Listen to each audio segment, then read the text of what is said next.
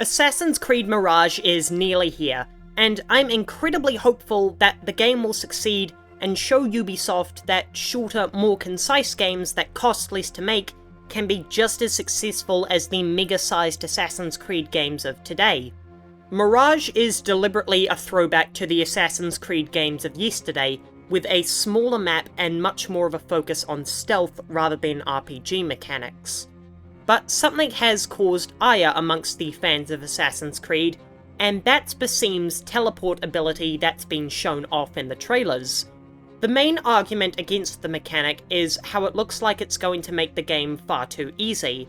After all, being able to take out multiple opponents with a push of a button seems like a pretty powerful ability in a stealth game. But I'm not worried about the inclusion of this seemingly broken ability for a couple of reasons. I actually just wanted to cut in here because it just occurred to me that some people might have a problem with how the teleport isn't realistic, and I don't care about that so much. It literally didn't occur to me until I was already done making the video, because this is a series about going back to the past and playing as your ancestor and jumping off tall buildings and hiding, and hey, it was never that realistic.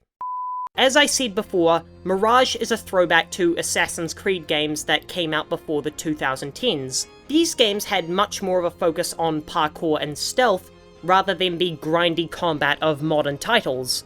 When you stab someone in a modern Assassin's Creed game, they wouldn't die, they'd just take a large amount of damage and start wailing at you.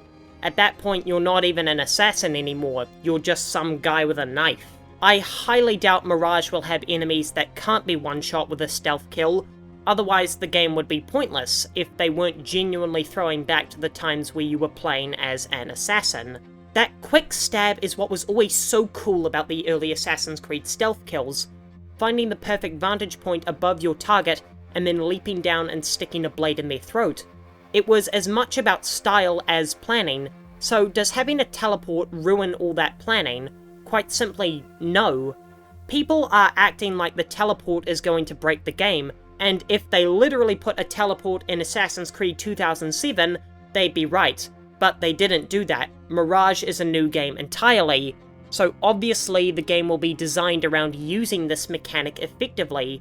When you include a mechanic like teleporting in your games, you obviously have to design your levels around the idea that the player is going to be frequently using that mechanic. Personally, I can already imagine sneaking past a checkpoint by looking at a line of guards I can connect using my teleport to take them out like I'm playing checkers, and end up behind the checkpoint, having avoided needing to fight the rest of the guards.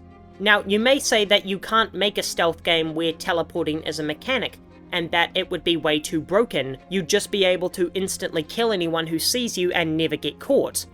Now, I'm sure there's going to be some kind of limit or condition on Mirage's teleport, but as to the argument that it can't be done while still maintaining a consistent difficulty, hasn't Arcane proved twice over with Dishonored and Deathloop that even when a teleport is a core feature of your game, it can still be engaging and challenging?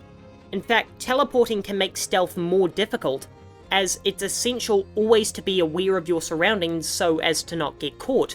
So for you to rapidly change your location without being 100% aware of its safety is a considerable risk. Ultimately, Assassin's Creed Mirage is a throwback to the series' roots, and that doesn't mean it has to copy it one-to-one, because I can tell you now that the original Assassin's Creed has not aged all that gracefully, with some really awkward controls. And when a series goes back to basics, that doesn't mean it can't incorporate ideas and evolutions that have been made in genres by other games. So while Mirage may not be the most authentic Assassin's Creed experience, that doesn't mean it's not going to be challenging or have a lack of depth.